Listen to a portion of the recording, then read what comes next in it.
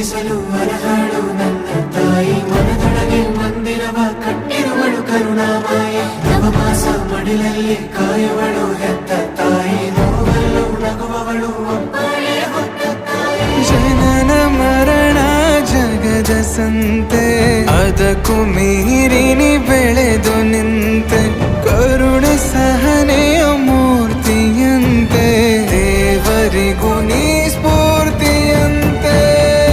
ಅದೃಷ್ಟವು ನನ್ನ ಪಾಲಿಗೆ ನಿನ್ನ ಕಂದನು ನಾನಾಗಿ ಹೇ